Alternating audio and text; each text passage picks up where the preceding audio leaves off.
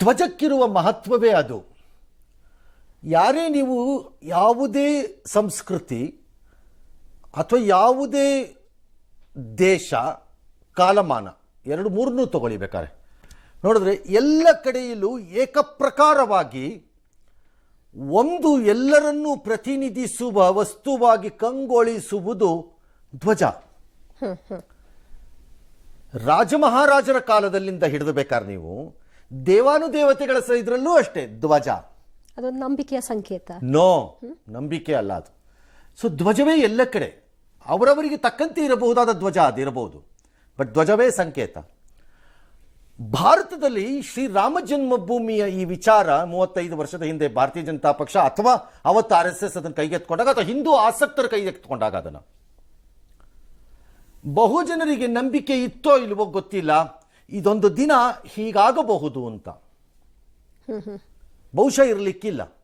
ಮತ್ತು ಬಹುಜನ ಇವತ್ತು ಯಾರು ಈ ರಾಮ ಜನ್ಮಭೂಮಿಯಲ್ಲಿ ಇವತ್ತು ಪೂರ್ಣಗೊಂಡ ದೇವಸ್ಥಾನವನ್ನು ನೋಡಿದ್ದೀರಿ, ನೀವು ಹಿಂದೆ ಒಂದು ಶೆಡ್ಡಲ್ಲಿ ಬಂದಿಯಂತೆ ರಾಮಲಲ್ಲ ಅಲ್ಲಿದ್ದನ್ನು ನೋಡಿರ್ಲಿಕ್ಕಿಲ್ಲ ಬಹಳ ಜನ. ಅದಕ್ಕೂ ಇದಕ್ಕೂ ವ್ಯತ್ಯಾಸವನ್ನು ನಾನು ಅದನ್ನು ನೋಡಿದ್ದೀನಿ, ಇದನ್ನು ಇನ್ನೂ ನೋಡಿಲ್ಲ, ನೋಡಬೇಕು. ಅಥವಾ ಈ ಚಿತ್ರಗಳಲ್ಲಿ ನೋಡಿದ್ದೀವಿ, ಟಿವಿಯಲ್ಲಿ ನೋಡಿದ್ದೀವಿ. ನೋಡಿದ್ರೆ ಅರ್ಥಾರ್ಥಕ್ಕೆ ಸಂಬಂಧ ಇಲ್ಲ. ಬಟ್ ಬಹಳ ವಿಚಿತ್ರ ಅಂದರೆ ನಾನು ಅದನ್ನು ನೋಡಲಿಕ್ಕೆ ಹೋದಾಗ ಅವತ್ತು ಅಚಾನಕ್ಕಾಗಿ ಸಿಕ್ಕಂತಹ ವ್ಯಕ್ತಿಯೊಬ್ಬರು ಅಲ್ಲಿಯ ಇತಿಹಾಸ ಅಥವಾ ಅಲ್ಲಿಯ ಅದರ ಪ್ರಾಮುಖ್ಯತೆಯನ್ನು ನನಗೆ ವರ್ಣಿಸ್ತಾ ಇದ್ದಿದ್ದ ಆ ದಿನ ಅಲ್ಲಿದ್ದಾಗ ಅಲ್ಲಿದ್ದವರೊಬ್ಬರು ವ್ಯಕ್ತಿ, ದೊಡ್ಡ ವ್ಯಕ್ತಿ.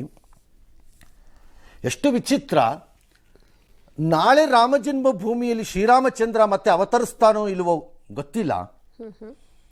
ಯಾಕಂದರೆ ಬಹುಸಂಖ್ಯಾತರು ಇರುವಂತಹ ದೇಶದಲ್ಲಿ ಅಂದರೆ ಹಿಂದೂಗಳು ಅವರದೇ ನಂಬಿಕೆಯ ದೇವರನ್ನ ಪೊಲೀಸರು ಕಾಯಬೇಕಾದ ಸ್ಥಿತಿ ಇರುವುದು ದೌರ್ಭಾಗ್ಯ ಅಂತ ಅವರು ಬಣ್ಣನೆ.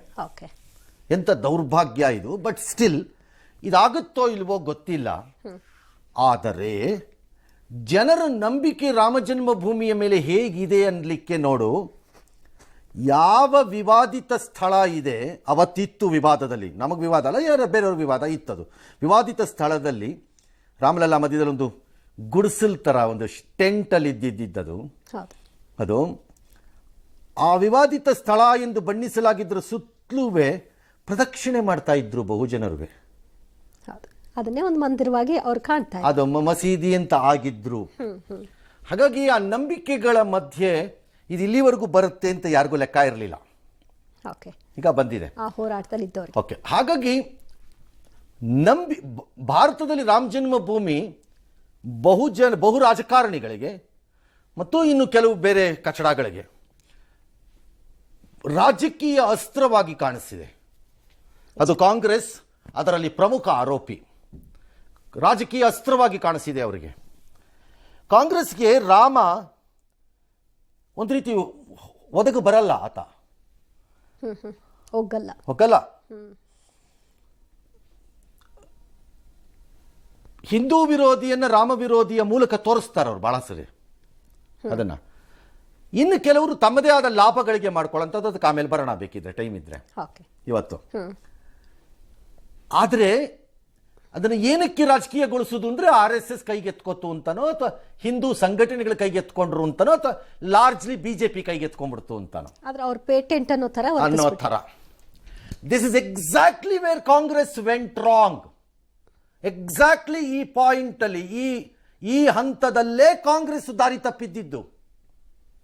ಆ ದಾರಿ ತಪ್ಪಿದ ಸಮಯದಿಂದ ಅದು ಅನುಭವಿಸಿರುವಂತಹ ಹಿನ್ನಡೆಗಳನ್ನು ಲೆಕ್ಕ ಹಾಕೊಳ್ಳಿ, ಎಲ್ಲರೂ ಬೇಕಾರೆ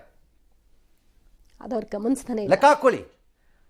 ಆ ದಾರಿ ತಪ್ಪಿದ ಸಮಯದಿಂದ ನಿನ್ನೆ ಬಿಹಾರದವರೆಗೆ ರಾಜಕೀಯವಾಗಿ ಅನುಭವಿಸಿರೋದನ್ನು ಲೆಕ್ಕ ಹಾಕೊಳ್ಳಿ ಬೇಕಿದ್ರೆ.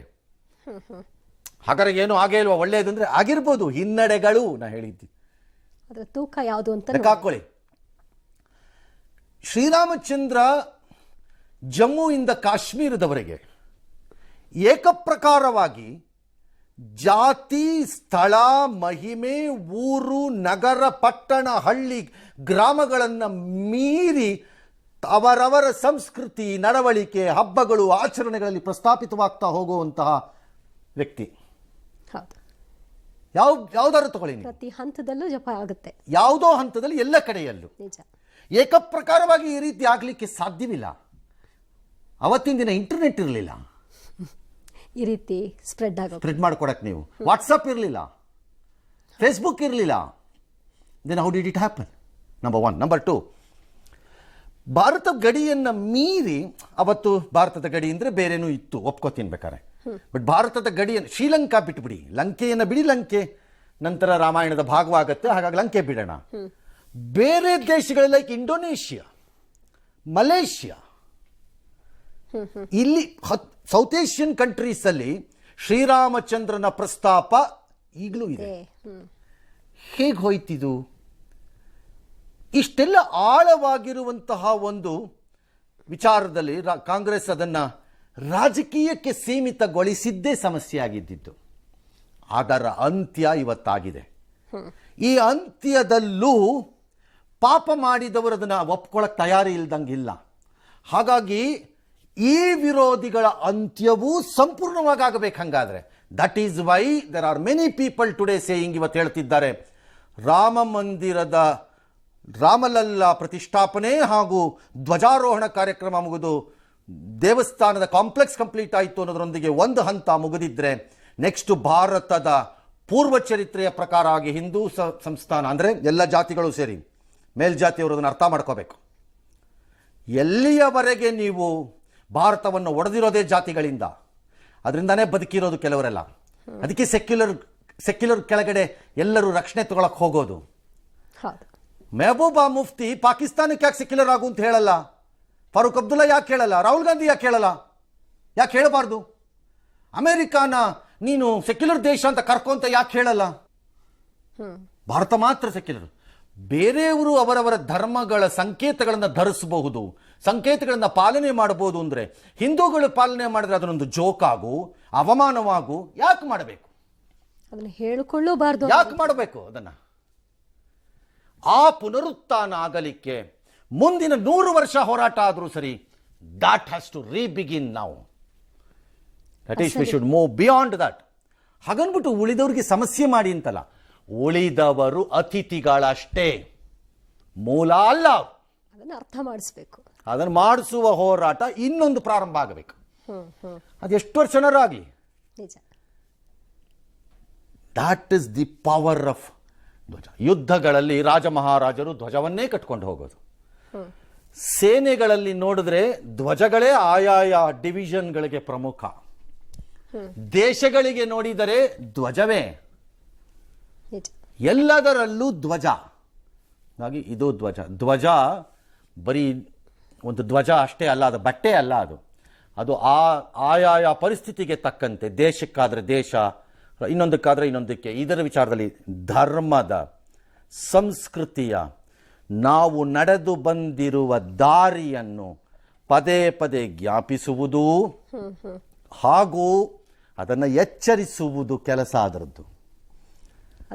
ಅದು ಅದರದ್ದು ಸಂಕೇತ. ಬರೀ ಒಂದು ಎಲ್ಲರಿಗೇ ಆಗಲಿ, ಯಾರಿಗೇ ಆದರೂ ಅಷ್ಟೇ, ಯಾವ ಧರ್ಮದವ್ರಿಗಾದರೂ ಅಷ್ಟೇ, ಅದನ್ನೇನು ಹೇಳ್ತಿರೋದು ನಾನು. ಅದನ್ನು ಸ್ವೀಕಾರ ಮಾಡಬೇಕು. 20 ಅಡಿ ಉದ್ದ ಮತ್ತು 10 ಅಡಿ ಅಗಲದ ಈ ಧ್ವಜ. ಕೆಲವರು ಪ್ರಶ್ನೆ ಕೇಳ್ತಾ ಇದ್ದಾರೆ, ನರೇಂದ್ರ ಮೋದಿಯವರು ಧ್ವಜಾರೋಹಣಕ್ಕೆ ಹೋಗಿದ್ರಲ್ಲ, ನಾಳೆ ಮಾಸ್ಕ್ಗೆ ಬಂದು ಧ್ವಜಾರೋಹಣ ಅಂತ ಏನಕ್ಕೆ ಮಾಡಬೇಕು ಅಂತ ನನ್ನ ಪ್ರಶ್ನೆ. ಎಲ್ಲದರಲ್ಲೂ ಪ್ರಶ್ನೆಗಳು ಏನಕ್ಕೆ ಮಾಡಬೇಕು? ಯಾಕೆ ಮಾಡಬೇಕು? ಎಲ್ಲದರಲ್ಲೂ ಅದನ್ನು ಹುಡುಕೋದಾದ್ರೆ ಇದು ಹಿಂದೂಗಳ ಕಾರ್ಯಕ್ರಮ. ಅವ್ರು ಹೋಗಿದ್ದಾರೆ ಅವ್ರ ಆಸ್ಥೆಗೆ ಪ್ರಕಾರದಲ್ಲಿ, ನಂಬಿಕೆ ಪ್ರಕಾರ. ಇನ್ನೊಬ್ರಿಗೆ ಬೇಕಿದ್ರೆ ಬಂದ್ಕೋಬಹುದು, ಬೇಕಿದ್ರೆ ಬಿಟ್ಕೋಬಹುದಪ್ಪ. ಅವ್ರಿಗೆ ಶ್ರದ್ಧೆನೂ ಇಲ್ಲ, ಆಸಕ್ತಿನೂ ಇಲ್ಲ, ಅಷ್ಟೇ ಅಲ್ವಾ? ಹಾಗಾಗಿ ಕೆಲವರು ಪ್ರಶ್ನೆ ಇದೆ, ಪ್ರಶ್ನೆ ಕೇಳೋರು ಕೇಳ್ತಾ ಇರ್ತಾರೆ, ಅವ್ರು ಕೇಳ್ತಾ ಇರಬೇಕು. ಇನ್ನೊಂದು ಹೋರಾಟ ಪ್ರಾರಂಭ ಆಗಬೇಕು. ಬಟ್ ಅದರಲ್ಲಿ ದೊಡ್ಡ ಪಾತ್ರ ಇರುವುದು ಮುಂದಿನ ಹೋರಾಟದಲ್ಲಿ ಪರಕೀಯರಾಗಿ ಭಾರತಕ್ಕೆ ಆಗಮಿಸಿರುವವರಿಂದ ಅಲ್ಲ. ಅವ್ರು ಇವತ್ತು ಇಲ್ಲೇ ಹುಟ್ಟಿರ್ತಾರೆ, ಬೆಳೆದಿರ್ತಾರೆ, ಅದು ಬೇರೆ. ಬಟ್ ಮೂಲ ಪರಕೀಯರೇ, ಅವ್ರ ಮೂಲ ಪರಕೀಯರೇ, ಅದು ಯಾರೇ ಆದರೂ ಅಷ್ಟೇ. ಆದರೆ ಹಿಂದೂಗಳಿಗೆ ಹೆಚ್ಚು ಜವಾಬ್ದಾರಿ ನನ್ನ ಪ್ರಕಾರ ಮುಂದಿನ ಹೋರಾಟದಲ್ಲಿ. ಅದೇನೆಂದರೆ, ದೇವಸ್ಥಾನಕ್ಕೆ ನಾನು ಇನ್ನೂ ದಲಿತರನ್ನ ಬಿಟ್ಕೊಳ್ಳಲ್ಲ ಅನ್ನೋದು,